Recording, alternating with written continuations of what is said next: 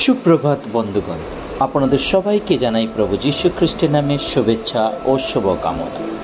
আসুন দেখি ঈশ্বর তার পবিত্র শাস্ত্র বাইবেল থেকে আজ এই প্রাতকাল আমাদের কি বলতে চান। আজ এই প্রাতকালীন অধ্যয়নের জন্য আমরা বের করব কলিসীয়র পত্র তার 3 অধ্যায় 15 পদ। লেখা আছে, আর খ্রিস্টের শান্তি তোমাদের হৃদয়ে কর্তৃত্ব করুক। তোমরা তো তাহারই নিমিত্ত এক দেহে আহুত হইয়াছ, আর কৃতজ্ঞ হও। ঈশ্বর তার সুন্দর বাক্যে আমাদের সকলকে আশীর্বাদ যুক্ত করেন। আজ এই প্রাতকাল প্রভু তার নিজ বাক্য দ্বারা আমাদেরকে শিখাইতে চান। আমরা দেখতে পাই সাধু পৌল এখানে সেই কলিসীয় মণ্ডলীর লোকদের কাছে তিনি প্রচার করছেন। তিনি বলছেন, আর খ্রিস্টের শান্তি তোমাদের হৃদয়ে কর্তৃত্ব করো। হ্যাঁ বন্ধুগণ, খ্রিস্টের যে শান্তি সেটা বিশ্বাসীদের হৃদয়ে যেন বাস করতে পারে, কর্তৃত্ব কাজ করে, সেটা যেন সেখানে কার্যকারী হতে পারে।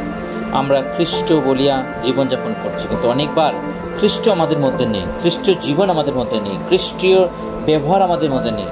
আমরা নামে খ্রিস্ট বলে জীবনযাপন করছি, কিন্তু বন্ধুগণ, যদি আমরা আমাদের জীবনকে প্রভুর হাতে সমর্পণ করি, অনবরত তার চরণে যদি আমাদের জীবনকে সমর্পণ করে রাখি, তার বাক্য দিবারাত্র যদি আমরা অধ্যয়ন করি, তাহলে তার শান্তি আমাদের মধ্যে বসতি করবে এবং সেই শান্তি দ্বারা আমরা আমাদের জীবনে কর্তৃত্ব হবে, আমাদের জীবনে কাজ করবে।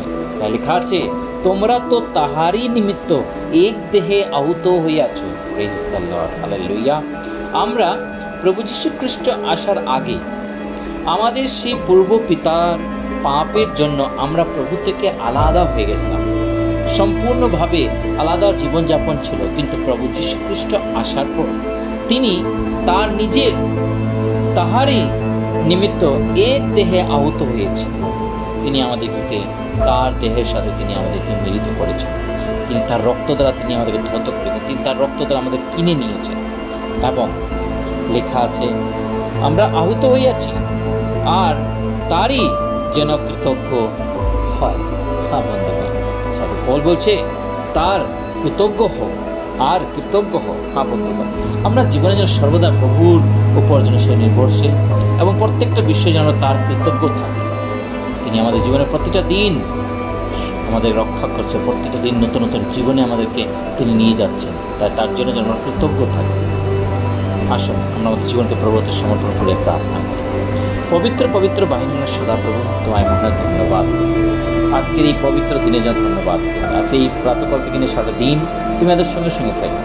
সমস্ত পাপ অন্যায় অপরাধ ক্ষমা। এই ক্ষুদ্র প্রার্থনা ত্রাণকর্তা মুক্তির দান প্রভু যীশু খ্রিস্টের নামে চাই, আমেন।